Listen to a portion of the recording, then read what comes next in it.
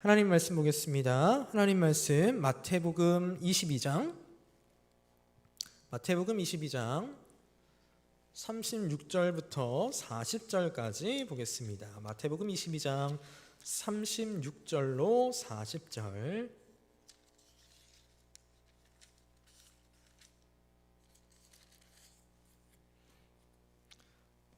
제가 읽겠습니다. 마태복음 22장 36절부터 40절 말씀 제가 읽습니다.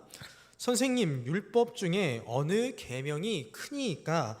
예수께서 이르시되 내 마음을 다하고 목숨을 다하고 뜻을 다하여 주 너의 하나님을 사랑하라 하셨으니 이것이 크고 첫째 되는 계명이요 둘째도 그와 같으니 내 이웃을 내 자신같이 사랑하라 하셨으니 이 두 계명이 온 율법과 선지자의 강령이니라. 아멘.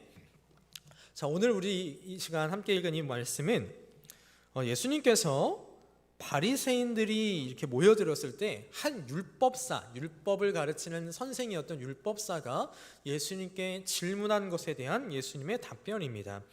우리 방금 읽은 이 본문 바로 위에 35절 말씀을 보면 한 율법사가 예수님께 대하여서 시험하여 물어봅니다. 그 내용이 36절에 있습니다. 36절에 있는 내용이 무엇이냐면, 선생님, 율법 중에서 어느 계명이 크니까? 선생님, 율법에 여러 가지 조항들이 있는데 그 중에 가장 큰 조항이 무엇입니까? 라고 질문을 하였습니다. 이 질문의 의도는 그다지 순수하지 않습니다. 아까 35절에 있었던 것처럼 예수님을 시험해 본 것이죠. 우리 영어 성경에 보면 이 시험에 대해서 테스트했다라고 되어 있습니다. 근데 그 대답이 예수님께서 뭐라고 말씀하시냐면, 내 마음을 다하고 목숨을 다하고 뜻을 다하여 주 너의 하나님을 사랑하라. 그리고 둘째도 그와 같으니 내 이웃을 내 자신같이 사랑하라. 그러니까 율법의 가장 중요한 계명이 무엇이냐면 하나님을 사랑하라, 이웃을 사랑하라, 이 두 가지다라고 말씀을 해 주신 것입니다. 오늘 이 시간 우리 하이델베르크 요리문답을 이제 계속해서 살펴보려고 합니다. 원래 오늘 셋째 주여서 이제 담임 목사님이 설교하시는 주간인데 이번 달만 제가 하도록 하겠고요. 다음 주도 우리 하이델베르크 요리문답을 이어서 보도록 하겠습니다. 하이델베르크 요리문답 오늘 그 질문 내용은 제가 우리 교회 홈페이지 청년부 게시판에 올려놨습니다. 그래서 필요한 지체들은 그거 다운받아서 보시면 될 것 같습니다. 자, 우리가 지난달까지 배운 하이델베르크 요리문답의 내용이 무엇이었냐면 감사의 생활에 대하여서 배웠습니다. 진정으로 예수 그리스도를 믿은 사람은 어떠한 사람인가? 참된 회개를 한 사람이었다라는 것이었죠. 자, 그런데 그 참된 회개를 한 사람은 선행을 하게 되어 있고, 그 선행을 하는 사람은 그 선행이 무엇인가 하면 하나님의 율법을 따라 해야 된다라고 하였습니다. 그래서 오늘부터는 하나님께서 우리에게 주신 율법이 어떤 것인가를 살펴보려고 하는데, 율법을 다 살펴볼 수가 없습니다. 그래서 그 율법의 가장 핵심을 살펴보는데, 하나님께서 우리에게 주신 율법의 핵심이 무엇인가? 그것이 십계명입니다. 오늘은 이제 십계명의 서론에 해당되는 부분을 살펴볼 건데요. 그래서 오늘 말씀의 제목이 이겁니다. 십계명의 정신이라는 제목으로 하나님의 말씀을 살펴보도록 하겠습니다. 우리 지난번 하이델베르크 요리문답 마지막 시간에 선행에 대해서 배웠습니다. 참된 선행이 무엇인가? 예수 그리스도를 믿어서 회개한 사람은 감사함으로 선행을 하는데, 하나님께서 인정하시는 선행이 무엇인가를 살펴봤어요. 우리 기억이 나지 않을 것 같아서 우리 91문답 한번 다시 보도록 하겠습니다. 91문답을 보면 이렇게 되어 있습니다. 그런데 선행이란 무엇입니까? 답에 이렇게 나와 있죠. 참된 믿음으로 하나님의 율법을 따라서 그리고 그의 영광을 위하여 행한 것만을 선행이라 한다라고 했습니다. 자, 선행의 조건은 첫째로 믿음으로 하는 겁니다. 믿음으로 하는데 뭘 따라야 되냐면 하나님의 율법을 따라서 해야 돼요. 그리고 하나님의 영광을 위해서 해야 된다라는 것입니다. 자, 믿음으로 하는 거 알겠고 영광을 위해서 하는 거 알겠습니다. 그러면 하나님의 율법을 따라서 해야 된다 그랬어요. 율법대로 해야 한다라고 했습니다. 그러면 이 질문에 이어서 한 가지 질문이 따라 나오게 되어 있습니다. 그것이 오늘 우리가 살펴보는 92문답입니다. 92문답을 보면 뭐라고 질문하냐면, 하나님의 율법이 무엇입니까? 라고 질문합니다. 여러분, 율법이라는 말은 우리 참 많이 들었을 겁니다. 그죠? 교회를 다니면서 정말 많이 들은 단어가 율법이라는 단어예요. 그런데 율법이 무엇인지 여러분에게 설명해 보십시오 라고 한다면 설명하기 조금 애매합니다. 자, 하이데베르그 요리문답에서는 율법을 뭐라고 하냐면 이렇게 답을 합니다. 우리 92문 같이 한번 볼 건데요. 제 기억에 PPT가 한 4장인가 5장 넘어갈 겁니다. 길어요. 이게 너무 길다. 근데 아직 자료를 다운 못 받았다. 그럼 어디 피시면 되냐면 성경이나 찬송가 맨 뒤에 피시면 됩니다. 10계명이거든요. 10계명의 내용이니까 그거 보시면 됩니다. 제가 보겠습니다. 92문답을 보니까 하나님의 율법이 무엇입니까? 라고 질문합니다. 거기서 이렇게 답합니다. 하나님께서는 다음과 같이 말씀하셨습니다. 그 내용이 출애굽기 20장 2절로 17절, 신명기 5장 6절로 21절에 있습니다. 어떤 내용인가? 나는 너를 애굽 땅 종 되었던 집에서 인도하여 낸 너의 하나님 여호와로라. 제1계명 너는 나 외에는 다른 신들을 내게 잊지 말지니라. 제2계명 너를 위하여 새긴 우상을 만들지 말고 또 위로 하늘에 있는 것이나 아래로 땅에 있는 것이나 땅 아래 물속에 있는 것에 아무 형상이든지 만들지 말며 그것들을 섬기지 말라. 나 여호와 너의 하나님은 질투하는 하나님인즉 나를 미워하는 자의 죄를 갚되 아비로부터 아들에게로 4대까지 이르게 하거니와 나를 사랑하고 내 계명을 지키는 자에게는 1000대까지 은혜를 베푸느니라. 제3계명 너는 너의 하나님 여호와의 이름을 망령되이 일컫지 말라. 나 여호와는 나의 이름을 망령되이 일컫는 자를 죄 없다 하지 아니하리라. 제4계명 안식일을 기억하여 거룩히 지키라. 엿새 동안은 힘써 내 모든 일을 행할 것이나 제7일은 너의 하나님 여호와의 안식일인즉 너나 내 아들이나 내 딸이나 내 남종이나 내 여종이나 내 육축이나 내 문 안에 유하는 객이라도 아무 일도 하지 말라. 이는 엿새 동안에 여호와가 하늘과 땅과 바다와 그 가운데 모든 것을 만들고 제7일에 쉬었음이라. 그러므로 나 여호와가 안식일을 복되게 하여 그날을 거룩하게 하였느니라. 자, 좀 길지만 계속 갑니다. 제5계명 내 부모를 공경하라. 그리하면 너희 하나님 나 여호와가 내게 준 땅에서 내 생명이 길리라. 제6계명 살인하지 말지니라. 제7계명 간음하지 말지니라. 제8계명 도둑질하지 말지니라. 제9계명 내 이웃에 대하여 거짓 증거하지 말지니라. 제10계명 내 이웃의 집을 탐내지 말지니라. 내 이웃의 아내나 그의 남종이나 여종이나 그의 소나 그의 낙이나 무릇 내 이웃의 소유를 탐내지 말지니라. 길죠? 제가 오늘처럼 여러분들하고 함께 읽고 싶은 적이 없었습니다. 제가 읽다 보니까 오타가 많네요. 네, 제가 오타낸 게 아니라 제가 이게 자료 인용하는 사이트가 있는데 거기서 긁어다가 넣었는데 죄송해요. 제가 오타를 이렇게 봤어야 되는데 죄송합니다. 자, 여러분 우리 지금 읽은 내용 잘 아는 내용이죠. 10계명입니다. 우리 어렸을 때부터 많이 배우셨을 거예요. 저 같은 경우에 이제 여름 성경학교를 하면 이거를 외웠습니다. 외우면 이제 상품을 주셨죠. 그래서 1계명부터 10계명까지 한 글자씩 따서 외웠습니다. 어떻게 외웠냐면 외우, 망한부, 살간도, 거탐 이렇게 외웠어요. 지금도 그렇게 외우고 있습니다. 자, 그런데 여러분 이 10계명이 무엇이냐라는 거예요. 이 10계명은요 하나님께서 주신 율법의 요약판입니다. 성경에 기록된 율법은요 제가 세본 건 아닌데 모두 613가지가 기록되어 있다라고 합니다. 이게 어떻게 나눠지냐면 크게 두 개로 나눠져요. 하지 말아라 그리고 해라 이렇게 두 가지 율법으로 나눠진다라고 합니다. 먼저 하지 말아라 라는 율법이 더 많아요.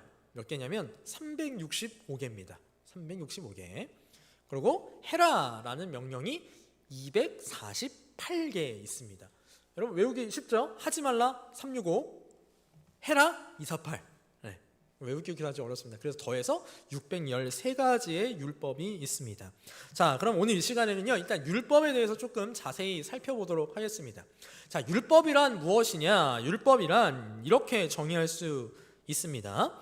정직하고 정의로운 일들을 명령하는 규범이나 강령으로 하나님께서 하나님의 백성으로 하여금 세상에서 거룩히 구별하여 살도록 하기 위해 하나님께서 친히 세우신 법입니다. 자, 율법은 기본적으로 법이에요. 여러분 우리나라에도 법이 있죠. 여러 가지 법이 있습니다. 법은 왜 만들었을까요? 그 법을 지키라고 만들었습니다. 율법 역시 마찬가지예요. 율법은 하나님께서 하나님의 백성들로 하여금 지키라고 주신 법입니다. 그럼 왜 율법을 지키라고 주셨느냐? 예를 들어 봅시다. 우리나라에 여러 가지 법들이 있는데 예를 들어서 형법이라는 법 카테고리가 있어요. 형법에 포함되는 카테고리가 여러분들이 잘 아는 죄들입니다. 살인, 폭력, 성폭행 이런 것들이 다 형법 안에 들어가 있는 죄들이죠. 자, 형법은 왜 만들었을까요? 그 죄를 지지 말라라고 만든 법입니다.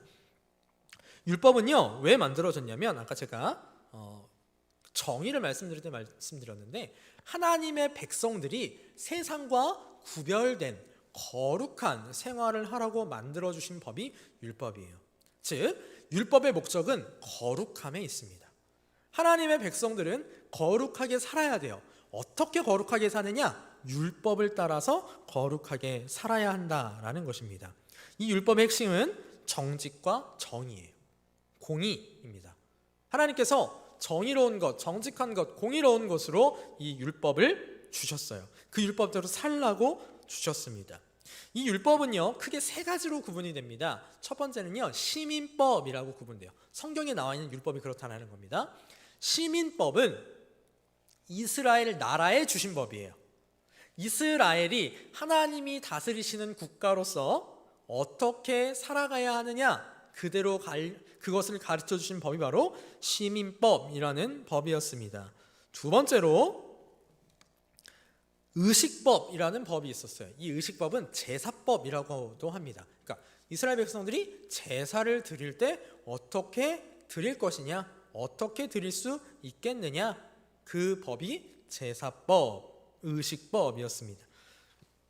그리고 마지막이 도덕법이에요. 하나님께서 제시해 주신 도덕의 기준, 정직과 정의의 기준, 그 기준을 도덕법 이렇게 이야기를 합니다.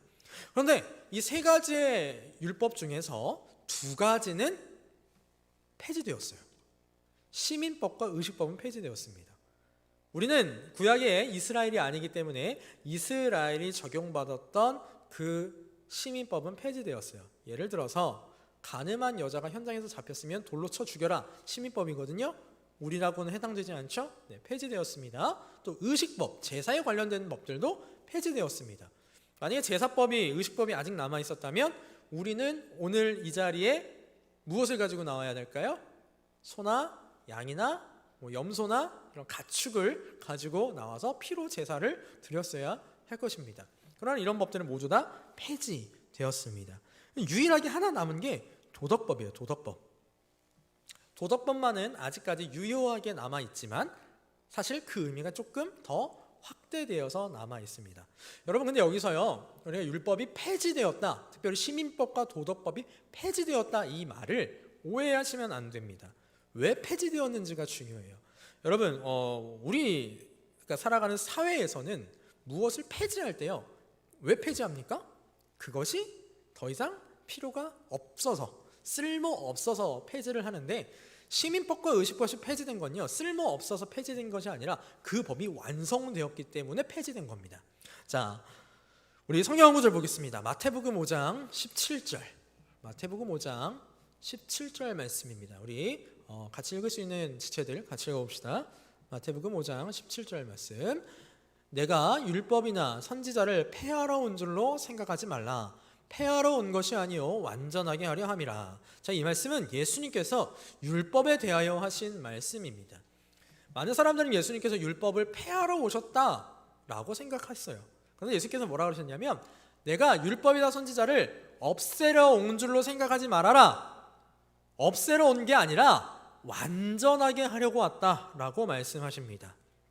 이 말은 무슨 뜻이냐면 율법은요 시민법도 그렇고 의식법도 그렇고 도덕법도 그렇고 예수 그리스도를 향한 법이에요. 율법은 예수 그리스도를 모호하게, 애매하게, 희미하게 보여주는 법입니다. 자, 그런데 그 율법의 실체 되시는 예수 그리스도께서 오셨어요. 그래서 예수 그리스도께서 그 율법의 실체로 모든 율법을 다 이루어 버리셔서 완성하셨습니다. 그래서 그 율법이 지금은 굳이 필요하지 않은 거예요. 그래서 신미법과 의식법은 폐지되었어요. 도덕법도요, 구약시대 율법으로 주어진 도덕법과는 약간 다르게 지킵니다. 예를 들어 봅시다. 우리 제4계명 안식일을 기억하여 거룩히 지키라 라는 율법이에요. 여러분, 우리가 안식일 지킵니까? 오해하지 마십시오. 우리는 안식일을 지키는 사람이 아니에요. 우리는 주일을 지키는 사람이에요. 주일은 안식일을 포함하는 개념입니다. 자, 그리고 구약시대에는 살인하지 않았으면 죄가 아니죠. 율법을 어긴 게 아닙니다.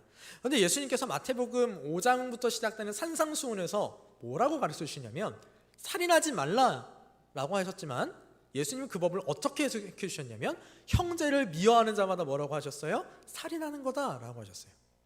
간음하지 말아라. 육체적으로 성적인 범죄 안 지으면 간음이겠죠. 그러나 예수님께서 뭐라고 말씀하셨냐면 여자를 보고 음욕을 품는 자마다 다 간음한 자라라고 말씀해 주셨어요. 즉 도덕법의 의미조차도 확대되었습니다. 더 세분화, 명확해진 것입니다. 예수님께서는 이렇게 율법을 완성하셨어요. 자, 그 율법의 요약판이 바로 우리가 오늘 읽은 바로 이 십계명입니다.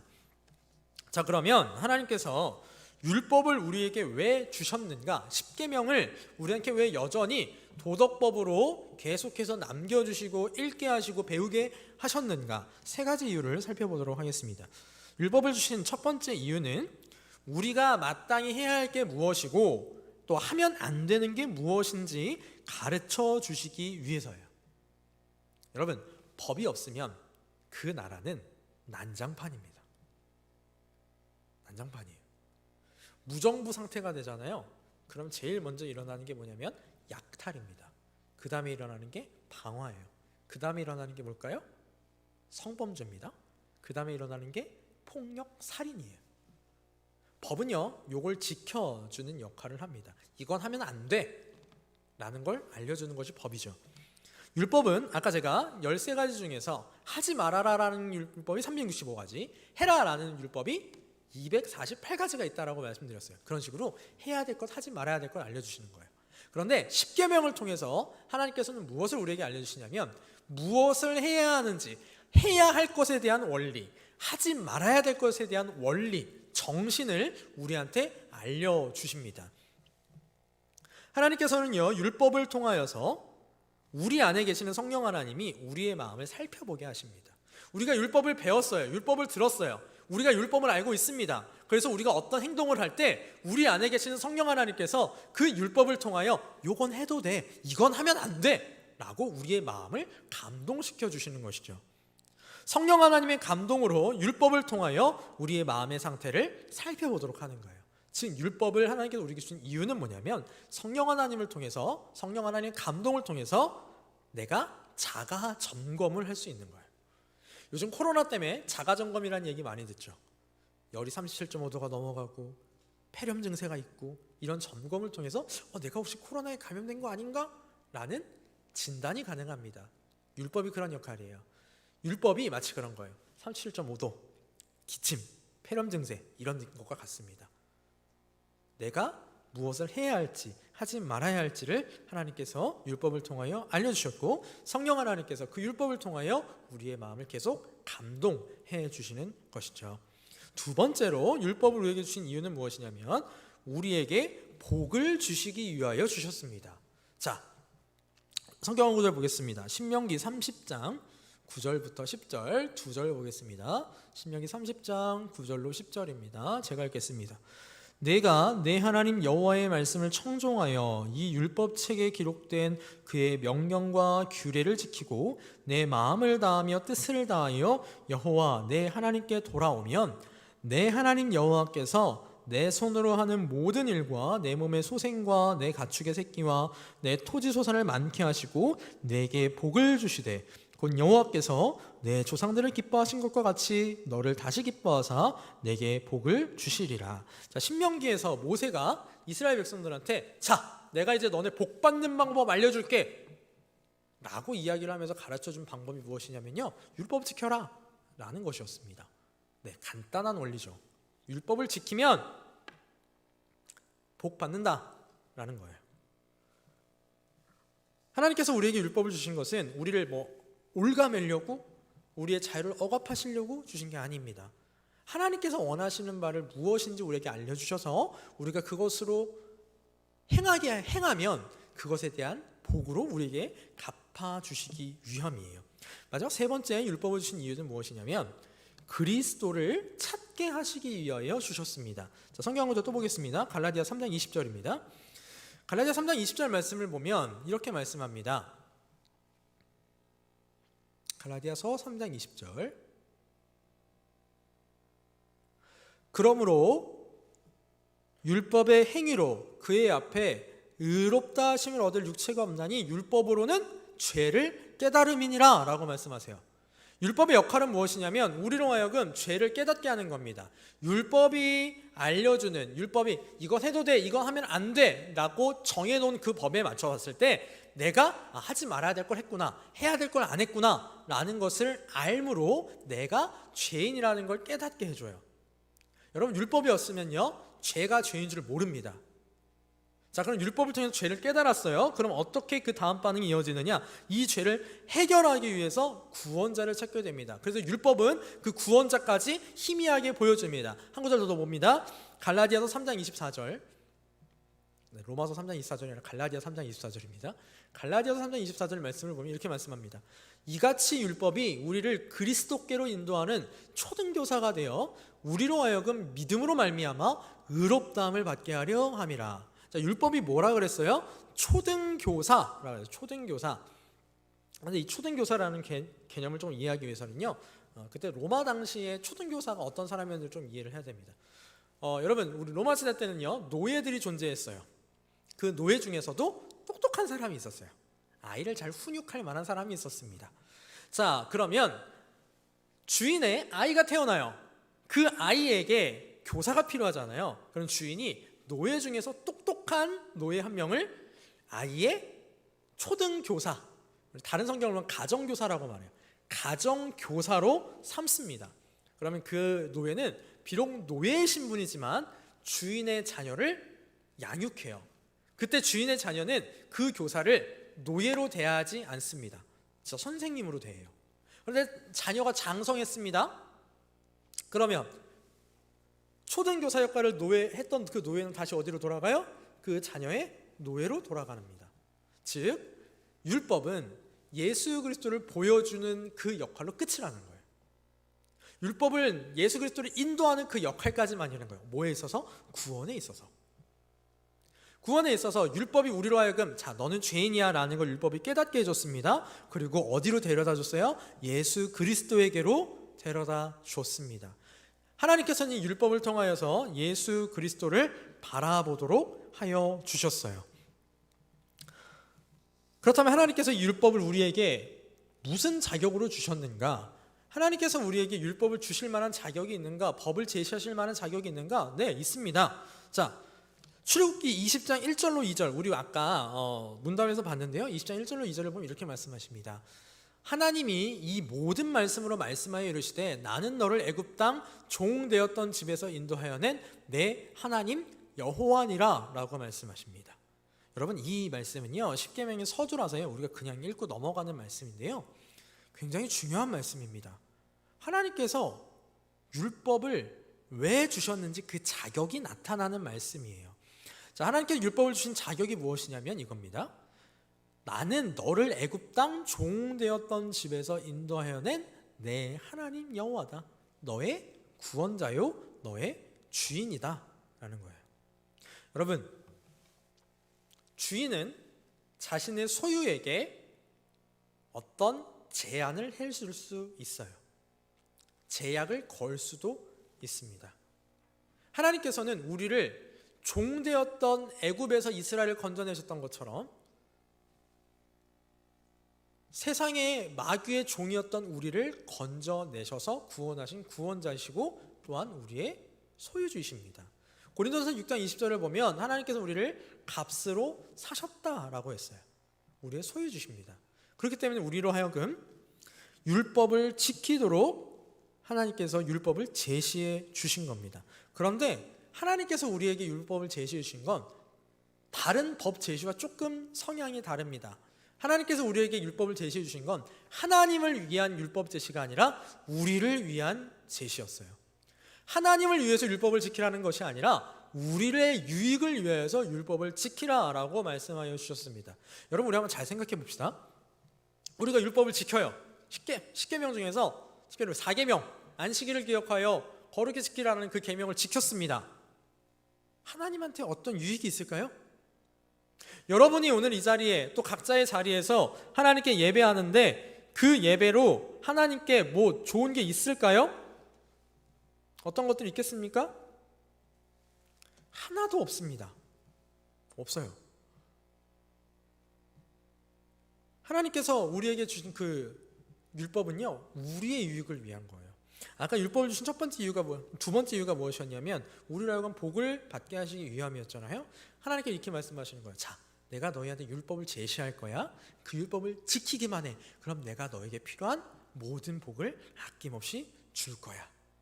여러분, 율법은 하나님께서 우리의 소유자요 구원자시라는 자격으로 주셨지만 그 율법의 성격은 우리를 위한 율법이었다라는 것을 기억하셨으면 좋겠어요. 즉, 하나님께서 우리에게 주신 것은 그 모든 것들이 우리를 위한, 우리의 유익을 위한 하나님의 은혜라는 것이죠. 자, 그렇다면 이 율법이 어떻게 나누어지는가? 오늘 말씀이 사실은 본론입니다. 서론이 길었죠? 서론이라고 하기에는 본론이 조금 초반부가 길었습니다. 가장 핵심적인 본론을 조금 보도록 하겠습니다. 자, 율법은 어떻게 나누는가? 특별히 10계명이 어떻게 나누어지는가? 우리 93문 보도록 하겠습니다. 93문 이렇게 말씀합니다. 10계명은 어떻게 나뉩니까? 답을 보니까 이렇게 말씀합니다. 답, 두 부분으로 나뉩니다. 처음 부분은 하나님에 대한 우리의 태도를 가르치며 둘째 부분은 이웃에 대한 우리의 의무를 가르칩니다. 자, 하이델베르크 요리문답 93문을 보니까요, 한 가지 힌트를 얻을 수 있는 게 있어요. 10계명은 두 부분으로 이루어져 있다라는 것입니다. 자, 그런데 이게 하이델베르크 요리문답뿐만 아니라 성경에서도 보면요, 여러 군데서 10계명이 크게 두 부분으로 이루어졌다라는 걸 알 수 있습니다. 사실 오늘 우리가 읽은 본문도 그래요. 예수님께서도 10계명의 두 부분을, 율법의 두 부분을 어떻게 나누셨냐면 하나님 사랑이라는 부분, 이웃 사랑이라는 부분으로 나누셨습니다. 그런데 뿐만 아니라 애초에 10계명이 주어질 때요, 10계명은 두 부분이었어요. 자, 말씀 한 구절 보겠습니다. 출애굽기 31장 18절입니다. 출애굽기 31장 18절 말씀을 보면 하나님께서 이렇게 말씀합니다. 여호와께서 시내산 위에서 모세에게 이르시기를 마치실 때에 증거판 둘을 모세에게 주시니 이는 돌판이요 하나님이 친히 쓰신 것이더라. 자, 하나님께서 돌판 몇 개를 주셨대요? 2개를 주셨대요. 그리고 우리 신앙의 선배들의 전통적인 견해에 따르면 첫 번째 돌판에는 뭐가 기록되어 있었냐면 1계명부터 4계명, 두 번째 돌판에는 뭐가 기록되어 있었냐면 5계명부터 10계명이 기록되어 있을 것이다 라는 것이 우리 신앙의 선배들의 전통적인 견해입니다. 자, 그러면 첫 번째 돌판에 있던 것들, 그리고 두 번째 돌판에 있던 것들이 어떤 의미로 나누어지느냐? 자, 1계명부터 4계명까지는 우리가 조금 어려운 말로 대신계명이라고 말할 수 있어요. 대신계명이라는 말은 무슨 뜻이냐면 누구를 향한 계명? 하나님을 향한 계명이에요. 하나님을 향한. 5계명부터 10계명은 뭐라고 말할 수 있냐면 대인계명이라고 말할 수 있습니다. 즉, 누구를 향한 계명? 사람을 향한 계명. 하나님께서 1계명부터 4계명은 하나님을 향해서 이건 하고 이건 하지 말아라 라는 걸 말씀하신 거고요. 5계명부터 10계명은 사람을 향하여서, 우리의 이웃을 향하여서 이거는 하고 이건 하지 말아라 라는 원리, 정신을 알려주신 것이죠. 자, 그래서 1계명부터 4계명까지는요 우리가 예배라고 표현할 수 있어요. 사실은 10계명은요 예배에 대한 계명입니다. 예배에 대한 정신이고 예배에 대한 원리예요. 1계명부터 4계명은 직접적인 예배에 대한 계명, 5계명부터 10계명은 간접적인 예배에 대한 계명입니다. 그러니까 10계명은 1계명부터 10계명 전체가 예배에 대한 것이에요. 여러분, 우리 지난번에 우리 성경부에서 예배에 대해서 많이 살펴보긴 했지만 예배가 이렇게 모여서 드리는 것만이 예배가 아니다라고 말씀을 드렸어요. 예배에서의 핵심은 무엇이냐면 공적인 예배에서 사적인 예배로 연결되어지는 것에 있습니다. 오늘 쉽게 이 하이델베르크 율문담에 있는 표현대로 쓰자면 직접적인 예배에서 간접적인 예배로 연결되어져야 해요. 좀 더 쉽게 말하면 공적 예배와 사적 예배를 말씀에 맞게 준행해야 합니다. 그때 우리는 율법을 행하는 삶을 사는 거예요. 여러분, 이 직접적 예배와 간접적 예배가요, 이렇게 표현할 수 있어요. 오늘 본문에 있는 표현으로 하나님 사랑과 이웃 사랑이라고 표현할 수 있습니다. 즉, 우리의 직접적인 예배는 하나님을 사랑하는 표현이요, 간접적인 예배는 이웃을 사랑하는 표현이 되어집니다. 자, 오늘 본문을 다시 한번 보겠습니다. 예수님께서는 뭐라고 말씀하셨는가? 본문 36절부터 다시 한번 보겠습니다. 제가 읽을게요. 선생님, 율법 중에서 어느 계명이 크니이까? 예수께서 이르시되 내 마음을 다하고 목숨을 다하고 뜻을 다하여 주 너의 하나님을 사랑하라 하셨으니 이것이 크고 첫째 되는 계명이요 둘째도 그와 같으니 내 이웃을 내 자신과 같이 사랑하라 하셨으니 이 두 계명이 온 율법과 선지자의 강령이니라 라고 하십니다. 여러분, 우리가 하나님이 원하시는 삶을 살기 위해서는 이 두 개가 되어야 됩니다. 하나님을 사랑하고 이웃을 사랑해야 해요. 그럼 하나님을 사랑하는 원리, 정신들이 어떤 것들이 있었느냐? 다시 한번 우리 십계명을 보도록 하겠습니다. 우리 찬송가 맨 뒤에 보셔도 상관없어요. 십계명의 1계명 무엇이죠? 너는 나 외에는 다른 신들을 내게 두지 말라라는 계명이죠. 2계명은요, 우상 만들지 말아라. 여기서 우상은 형상이라고 생각하시면 돼요. 3계명은 내 하나님 여호와 이름을 망령되게 부르지 말라. 4계명은 안식일을 기억하여 거룩히 지키라. 여러분, 이 계명들이요, 예배에 대한 계명들입니다. 1계명은 예배의 대상에 대한 계명이에요. 예배의 대상을 바로 알아라가 1계명의 정신이고 원리예요. 2계명은 예배를 어떻게 해야 되느냐, 그 방법에 대한 원리이고 계명입니다.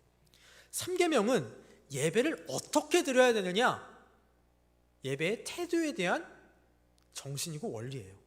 4계명은 언제 예배해야 되느냐, 예배의 시간에 대한 계명이고 원리입니다.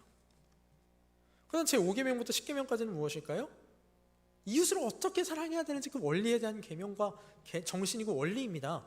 제 5계명, 내 부모를 뭐해라? 공경하라. 여러분, 여기서 부모님만 공경하라는 걸까요? 아닙니다. 윗사람, 어른들을 삶을 통해서 공경해라. 이것이 우리의 삶 가운데 하나님을 예배하는 한 가지 방법이라는 거예요. 이웃을 사랑하는 방법이라는 거죠. 6계명, 살인하지 말아라. 여러분, 예수님께서 이거 해석해 주셨죠? 칼로, 또 무엇으로 사람을 죽이는 게만 살인이 아니죠. 미워하지 말라라는 겁니다. 이것이 하나님께서 우리에게 원하시는 삶의 예배의 모습이에요. 7계명, 간음하지 말아라.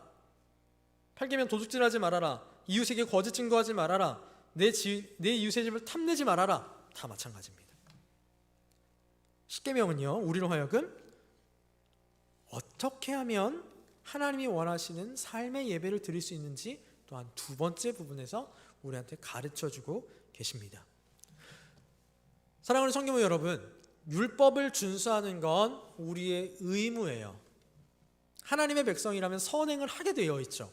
그 선행을 율법에 따라 하게 되어 있습니다. 즉, 우리가 하나님의 백성이라면 우리는 율법을 하게 되어 있어요. 준행하게 되어 있습니다. 율법을 행할 때 이 율법을 해야지만 우리는 선행이 가능합니다. 그리고 우리의 감사를 표현할 수 있습니다. 율법은 우리에게 무거운 짐이 아니에요. 우리 신앙의 안내서입니다. 안내서. 여러분, 어떤 가전제품이나 기기를 사면 안내 책자가 있죠. 그 안내 책자를 읽으면서 이 기기는 어떻게 사용해야 되는구나 라는 걸 알 수 있습니다. 마찬가지로 율법은 우리한테 신앙생활은 요렇게 하는 거야 라고 알려주는 안내서예요. 그 율법을 압축한 것이 십계명이죠. 이 십계명을 통해 우리가 알 수 있는 건 십계명의 정신이고 나아가서 율법의 정신입니다. 십계명은 우리 삶의 원리예요. 그 원리이자 정신은 하나님을 향한 직간접적인 예배, 그리고 하나님과 이웃을 향한 사랑의 실천에 있습니다. 여러분, 우리 교회에서 그런 이야기 많이 합니다. 이웃을 사랑해야 된다고, 하나님을 사랑해야 된다고. 어떻게 사랑할 건데요? 그게 궁금하면 뭘 들여다보면 됩니까? 안내서 10계명을 들여다보면 됩니다. 자, 그러면 우리가 해야 될 일은 무엇인가? 이러한 율법과 10계명을 힘써 배우고 알고 하나님이 기뻐하시는 삶, 이웃에게 유익을 끼치는 삶을 살아가는 거예요. 여러분, 우리 청년부 시간에 이렇게 하이데베이크 유문답을 배우고, 또 우리 지금은 멈춰 있지만 토요일 성경 공부 시간에 성경 공부를 하고 또 앞으로 소요리 문답을 계속 배울 텐데, 여러분 그거 왜 합니까? 제가 그거 왜 하는 것 같아요? 그걸 알아야지만 우리가 하나님이 원하시는 삶을 살아갈 수 있기 때문에 그래요. 여러분, 율법을 모르면 하나님이 원하시는 삶을 살아갈 수 없습니다. 율법을 모르면 하나님이 무엇을 우리에게 원하시는지를 몰라요. 율법을 모르면 어떻게 하나님을 기뻐하시는지 그 길로 나아갈 수가 없습니다.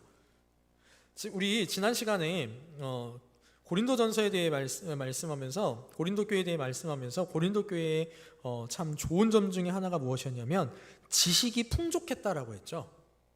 그리고 제가 이런 말씀을 드렸습니다. 지식 없으면 망한다. 그리고 지식만 있는 것도 문제이지만 지식 없는 신앙생활도 문제다라고 말씀을 드렸어요. 여러분, 신앙생활에 열심히 있기를 바랍니다. 그런데 그 신앙생활의 열심이요, 하나님이 원하시는 열심이었으면 좋겠어요. 하나님이 원하시는 대로 나아가는 열심이었으면 좋겠습니다. 오늘 말씀을 정리하겠습니다. 자, 오늘 말씀 제목 10계명의 정신이었어요.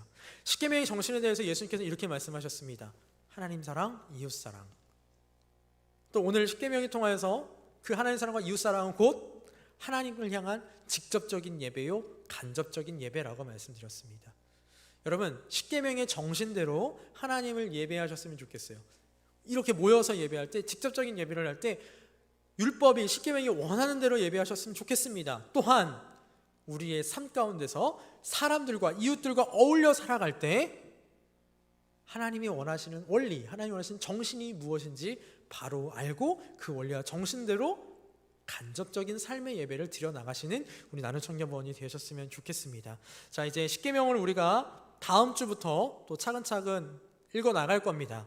1계명부터 볼 건데, 우리가 어떻게 하나님을 예배할 것인지, 어떻게 하나님을 사랑할 것인지, 어떻게 이웃에게 예배의 삶을 나누고 또 이웃을 사랑할 것인지 우리가 정말 지식적으로 자라나고 또 그 지식으로 말미암아 하나님을 기뻐하시는 삶을 살아가는 우리 나는 청년부 모두 되시기를 간절히 소원합니다. 기도하겠습니다. 사랑이 무한하신 아버지 하나님, 은혜를 감사합니다. 아버지 하나님, 오늘 10계명의 정신에 대하여 하나님의 말씀을 배웠습니다. 하나님, 우리에게 10계명의 정신에 대하여 가르쳐 주시기를, 하나님을 어떻게 예배할지 직접적인 예배와 또한 우리의 삶 가운데 어떻게 이웃을 향한 예배를 살아갈지 간접적인 예배를 가르쳐 주셨습니다. 그리고 이는 곧 하나님 사랑과 이웃 사랑이었습니다. 주님, 우리 나는 청년부 안에 이 하나님 사랑과 이웃 사랑, 직접적인 예배와 간접적인 예배라는 10계명의 정신과 원리가 잘 뿌리 박혀져서 하나님이 원하시는 삶을, 하나님이 기뻐하시는 삶을 우리 나는 청년부 모두가 살아갈 수 있도록 하나님 도와 주시옵소서. 감사를 드리며 우리 주 예수 그리스도의 이름으로 기도하옵나이다. 아멘.